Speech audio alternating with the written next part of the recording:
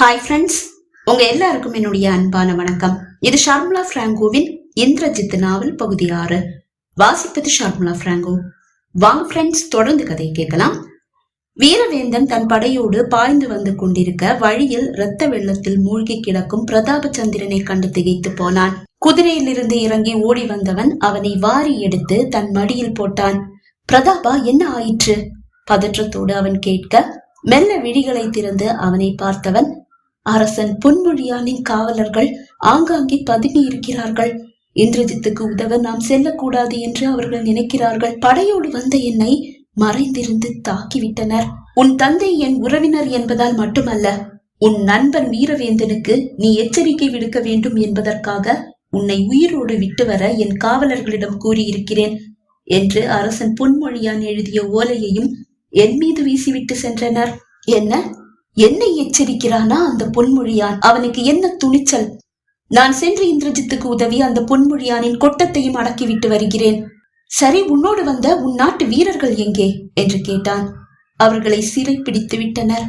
தன் வீரர்கள் சிலரை பார்த்த வீரவேந்தன், என் தோழனை அருகில் இருக்கும் ஏதேனும் வைத்தியரிடம் கொண்டு சென்று வைத்தியம் பாருங்கள்.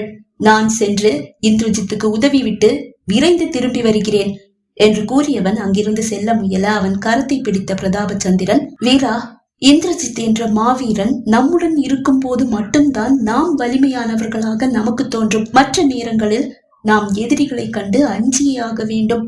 அந்த பொன்மொழியானின் வீரர்கள் ஆங்காங்கே பதுங்கி இருக்கிறார்கள். அவர்கள் கண்டிப்பாக உன்னையும் தாக்குவார்கள். வேண்டாம், நீ செல்ல வேண்டாம். அது உன் உயிருக்கு ஆபத்து. இந்திரஜித் மாவீரன். அவன் தன்னந்தனியாகவே அந்த பொன்மொழியானுக்கு பாடம் கற்பித்து விடுவான். பிரதாபா, நீ கூறியது சரிதான். இந்திரஜித் மாவீரன் தான், நம்மை விட பலசாலிதான். ஆனால் மற்ற அரசர்களுக்கு நாம் எந்த விதத்திலும் சளைத்தவர்கள் அல்ல. அதை அந்த பொன்மொழியானுக்கு கற்பித்து விட்டு வருகிறேன். இந்திரஜித்தை மாவீரன் என்று புகழ்ந்து வீரவேந்தனின் மனதிலும் ஒரு பகையை துளிர்க்க செய்யலாம் என்று நினைத்த பிரதாபச்சந்திரனுக்கு ஏமாற்றம். இப்போது இவனை போர்க்களம் செல்ல அனுமதிக்க கூடாதே, என்ன செய்வது என்று யோசித்தவன், வீரா, இந்திரஜித் ஒரு மாவீரன். ஆனால் என் நிலை மிகவும் மோசமாக உள்ளது. இப்போது உன் உதவி எனக்குத்தான் தேவை. உன்னை எச்சரிக்க மட்டுமே என்னை உயிரோடு விட்டு சென்றனர். நீ இப்போது என்னை விட்டு சென்று விட்டால் கண்டிப்பாக என் உயிரை அவர்கள் எடுத்து விடுவார்கள். அதில் எனக்கு ஐயம் ஏதும் இல்லை. நீ என்னோடு இருந்து என் உயிரை காப்பாற்று. நீ வேண்டுமானால் உன் படையை இந்திரஜித்துக்கு துணையாக அனுப்பிவை என்றான். சரி, உனக்கு துணையாக நான் உன்னோடு இருக்கிறேன் என்றவன் ஓலை ஒன்றை எழுதி தன் படை தளபதியிடம் கொடுத்து அதை இந்திரஜித்திடம் கொடுக்குமாறு கூறியவன் படையோடு போர்க்களம் சென்று இந்திரஜித்துக்கு உதவுமாறு தன் படை தளபதியிடம் கூறி அனுப்பிவிட்டு பிரதாபச்சந்திரனை தூக்கி தன் குதிரையில் அமர்த்தியவன் அவனோடு ஏறி அமர்ந்து கொண்டான். கையில் வாளேந்தி நால்புறமும் வீரர்கள் சூழ மிகவும் பத்திரமாக வைத்தியரிடம் பிரதாபச்சந்திரனை கொண்டு வந்து சேர்த்தான். ஆனால் இதற்கிடையில் வீரவேந்தனின் படை இந்திரஜித்துக்கு உதவ செல்கிறது என்ற செய்தியை மறைந்திருந்து அனைத்தையும் கவனித்துக் கொண்டிருந்த பிரதாபச்சந்திரனின் ஒற்றன் அரசன் சூளுரை நம்பியை அறிவிக்க, அவரும் பொன்மொழியான் படை போன்று தன் படை வீரர்களை வேடமிட்டு சென்று வீரவேந்தனின் படையை சூழ்ச்சியால் சிறை பிடிக்க சொன்னான். வேகமாக இந்திரஜித்தை நோக்கி பாய்ந்து சென்று கொண்டிருந்த வீரவேந்தனின் படையை நால்புறமும் சூழ்ந்த பிரதாபச்சந்திரனின் படை அவர்களை சூழ்ச்சியில் சிறைப்பிடித்து மரங்களில் கட்டி போட்டது. ஆனால் படை தளபதி மட்டும் தன் புத்திசாலித்தனத்தால் தப்பித்து விட்டார். விரைந்து இந்திரஜித்தை எட்டியவர் வீரவேந்தன் கொடுத்து அனுப்பிய ஓலையை அவனிடம் சேர்த்து வழியில் தங்களுக்கு நேர்ந்த விபத்தையும் கூற, கவலையை விடுங்கள் தளபதியாரே, நான் பார்த்துக் கொள்கிறேன். நீங்கள் வேண்டுமானால் திரும்பி சென்று சிறைப்பட்ட வீரர்களை காப்பாற்றுங்கள் என்றான். இல்லை இளவரசே, உங்களோடு சேர்ந்து போர் புரிகிறேன். அதன் பிறகு சிறைப்பட்டவர்களை மீட்கலாம் என்று கூறி திரும்பி செல்ல மறுத்துவிட அவரிடம் 1-2 பொறுப்புகளை ஒப்படைத்து தன் காவலர்கள் சிலரையும் அவரோடு அனுப்பினான். தன் படையை 4ஆக பிரித்து அவர்கள் என்ன செய்ய வேண்டும் என்பதை மிகவும் தெளிவாக கூறி அனுப்பினான். இந்திரஜித்தின் புத்தி கூர்மையாலும் சிறப்பான திட்டத்தாலும் பொன்மொழியானை மிக விரைவிலேயே வீழ்த்திய இந்திரஜித் அவரை சிறைப்பிடித்து ரத்தினபுரத்திற்கு இழுத்து வந்தான். தன் தந்தை வெற்றி கொண்டானின் பாதத்தில் மண்டியிட வைத்தவன் ஆத்திரமடங்காமல் அவன் தலையை கொய்தெறிந்தான். அதன் பிறகு சந்திரலேகாவை சந்திக்க செல்வான் என்றுதான் அனைவரும் எதிர்பார்த்தனர். ஆனால் அவன் தன் தோழர்களை தேடி புறப்பட்டான். இதற்கிடையில் வீரவேந்தனின் படைத்தளபதி இந்திரஜித்தின் வெற்றியை வந்து அறிவித்திருந்தார். அதை கேட்டு வீரவேந்தனுக்கு மகிழ்ச்சி தாழவில்லை. ஆனால் பிரதாபச்சந்திரனின் மனதில் பகை என்ற தீ இன்னும் கொழுந்து விட்டு எரிய ஆரம்பித்தது. சிறைப்பிடிக்கப்பட்ட வீரவேந்தனின் காவலர்களை இந்திரஜித்தின் வெற்றிக்கு பிறகு சூளுரை நம்பியின் வீரர்கள் விடுவித்துவிட்டு ஓடிவிட்டனர். வீரவேந்தன் பிரதாபச்சந்திரன் இருவரையும் சந்தித்த இந்திரஜித் பிரதாபச்சந்திரன் நிலையை கண்டு வருந்தினான். அந்த வீரர்கள் வாளால் வெட்டும் வரை நீ என்ன வேடிக்கை பார்த்து கொண்டிருந்தாயா? கோபமாக கேட்டான். நான் என்ன செய்வது இந்திரா? உன்னளவு திறமையோ வீரமோ விவேகமோ எனக்கில்லையே. அதனால்தான் நான் இப்படி சிக்கிக் கொண்டேன். பரிதாபமாக முகத்தை வைத்துக் கொண்டு அவன் கூற, இளவரசே, கவலைக்கு இடமேதும் இல்லை. ஏதோ சிறு காயங்கள் மட்டும்தான். அரண்மனைக்கு சென்று ஓய்வெடுத்தாலே குணமாகிவிடும் என்று கூறிய வைத்தியர் சில மூலிகைகளை கொடுத்து அனுப்ப பிரதாபச்சந்திரனை பத்திரமாக அவன் அரண்மனையில் கொண்டு வந்து சேர்த்த இந்திரஜித் வீரவேந்தன் இருவரும் அவனிடம் விடை பெற்று நாடு திரும்பினர். வழியில் வீரவேந்தன் அவனது நாட்டிற்கும் இந்திரஜித் ரத்தினபுரத்திற்கும் பிரிந்து பயணமாயினர்.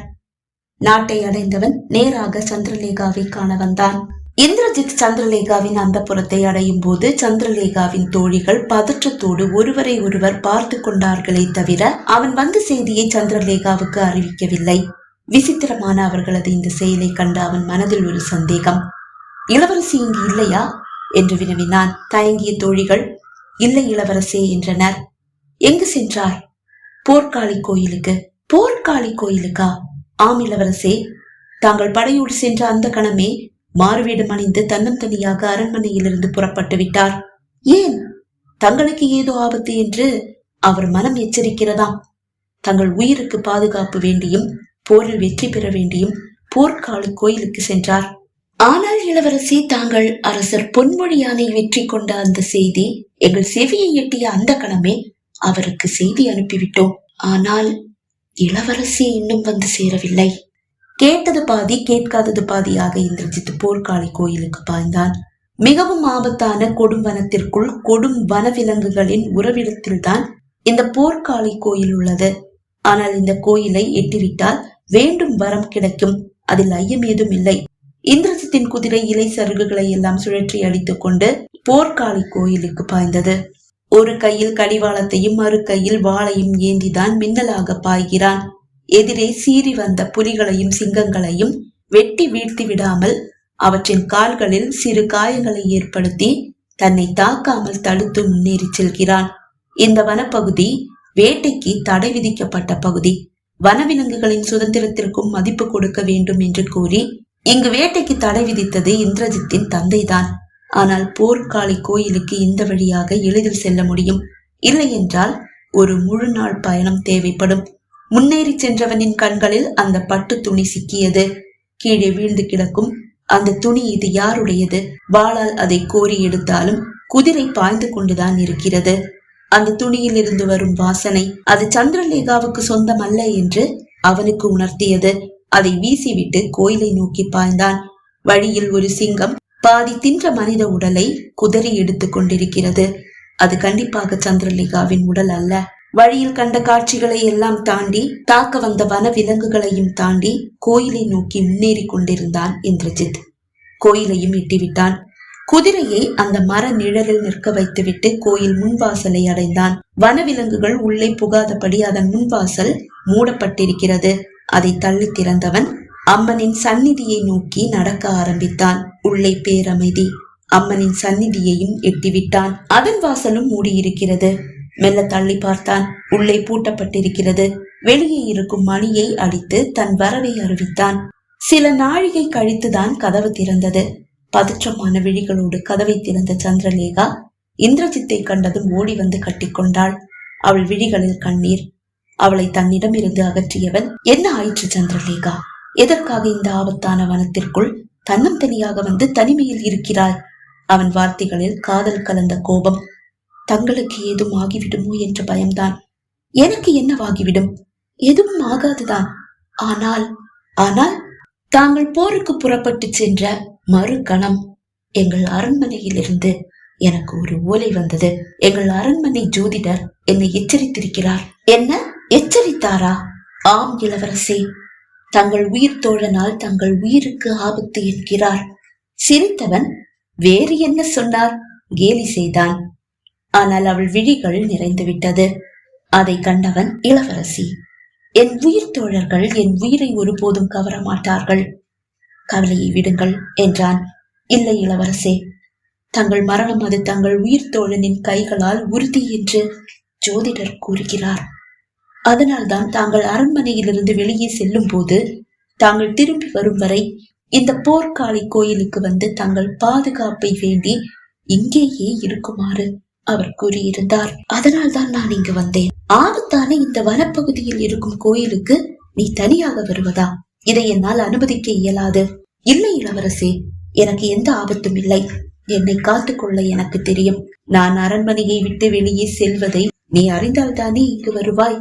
அதை நீ அறியாமல் பார்த்துக் கொள்கிறேன் மனதில் கூறியவன், சரிவா, நாம் அரண்மனை செல்லலாம். அவள் கரத்தை கோர்த்தபடியே அந்த கோயிலில் இருந்து அவளை வெளியே அழைத்து வந்தான். பகுதி 6 நிறைவடைந்தது. பகுதி 7 உங்களை சந்திக்கும் வரை விடைபெறுகிறேன். நன்றி, வணக்கம்.